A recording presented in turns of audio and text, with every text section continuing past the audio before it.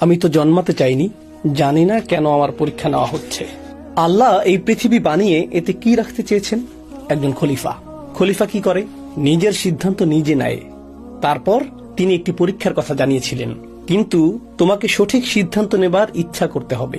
যদিও তোমার ক্ষমতা ও সামর্থ্য আছে ভুল সিদ্ধান্ত নেবার, যদিও ভুল সিদ্ধান্তটি লোভনীয়, বারবার তোমাকে ডাকছে, তবুও তোমাকে সঠিক কাজ করতে হবে।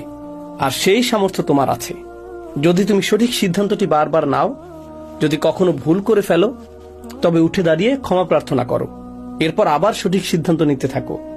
যদি এই পরীক্ষায় পাশ করতে পারো, তবে আমি তোমাকে পদমর্যাদা দেব এমন দিনে, যাকে বলে বিচার দিবস।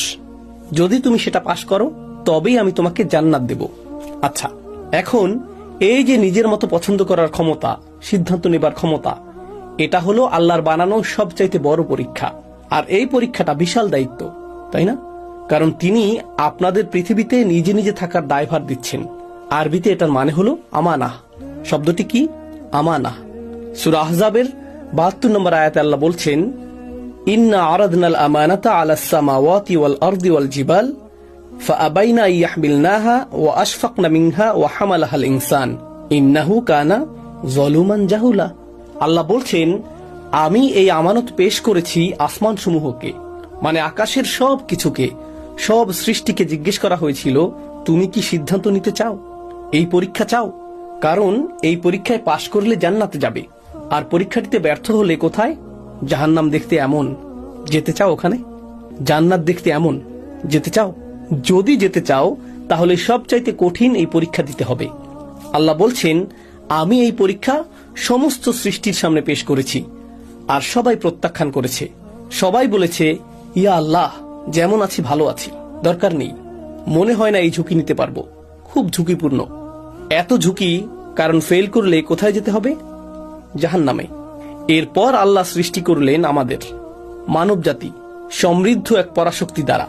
সেটা কি? রূহ। এরপর তিনি আমাদের বললেন, শোনো, আমি এই অফার সবাইকে দিয়েছি।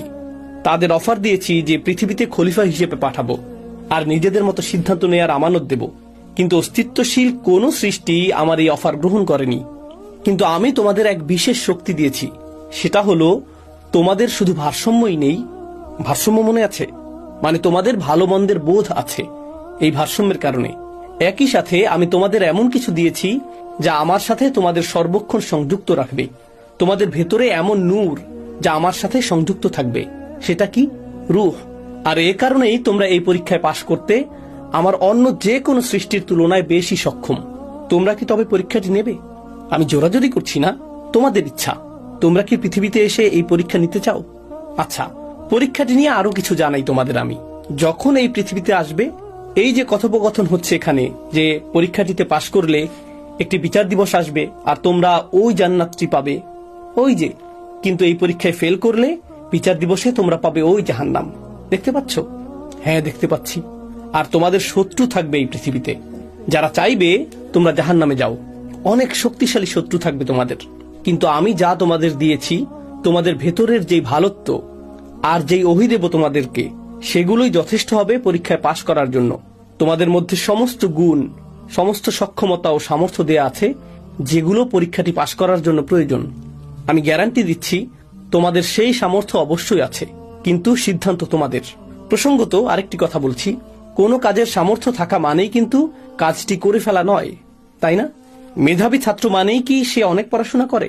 না, বরং পড়াশোনা করার সিদ্ধান্তটা তাকে নিতে হয়, তাই না? আপনার সামর্থ্য আছে, তবে কাজটি করেননি। আল্লাহ বলেন, আমি তোমাদের সমস্ত সামর্থ্য দিয়েছি, সাথে আমার কথা দ্বারা সাহসও যোগাবো।